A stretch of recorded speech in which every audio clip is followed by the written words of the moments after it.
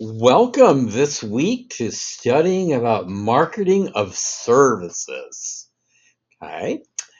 Now, some people in the marketing area will lump physical products and services together and call them the product.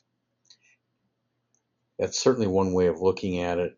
Another way is to actually think of products that are physical, tangible kind of things, and services are things that are intangible. Uh, For example, if you're having an appliance repaired, you can certainly touch the service technician. That might be assault if it's unwanted. Okay. But you actually can't touch the service that he or she is providing to you in repairing your appliance.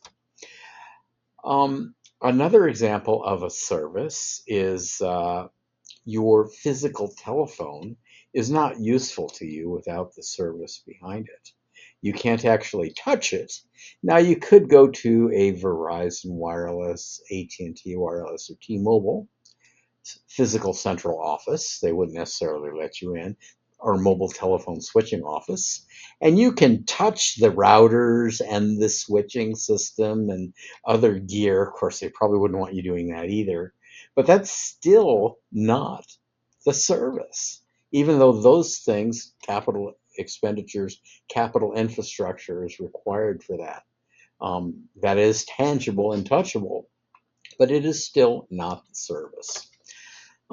Other examples would be everyone uses software in most of more modern automobiles with a computer module or multiple sets of computer modules. They are run by software. Your desktop computer or laptop computer, your phones, of course, they just call them apps. Your phones and tablets, software, software, software. You know when it's working because your life is pretty good, and when something's not working, like the Canvas outage, it makes it a little bit difficult.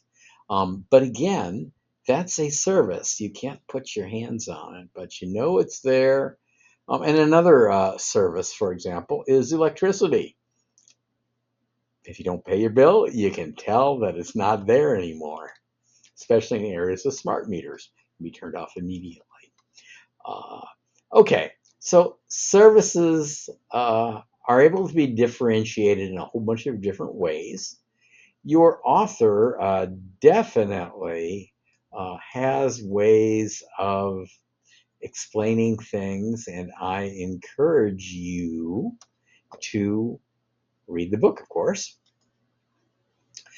Services also have heterogeneity, which means that they are different. Of course, using cell phones as an example, T-Mobile and AT&T are going to want to convince you that their services are different, better quality in some way, shape, or form, better coverage. That's an example of trying to make the service different. Uh, Inseparability, of course, you have your physical phone, and if we've used that example already, it's useless without service. And services can also perish. One of the things that services or sellers of services often want to know is what is the customer experience, particularly the quality level. Many times you may have called a call center, um, and of course, the equivalent of that is using a chat window with one of your vendors. So that's the more high tech equivalent. But most all of those vehicles nowadays have some type of quality survey afterwards. This is an example of trying to get feedback on service quality, and your author obviously explains a whole bunch of that. Your author goes into identifying service gaps, and that is part of the thing that you do if you market a service, is try to figure out what some of your gaps are, especially in comparison to some of your competitors. Um, it's also important to look at what are some of the failures that can happen, how you meet customer expectations. and your author does touch on all of that. If you have any questions, I encourage you to reach out to me. Thank you.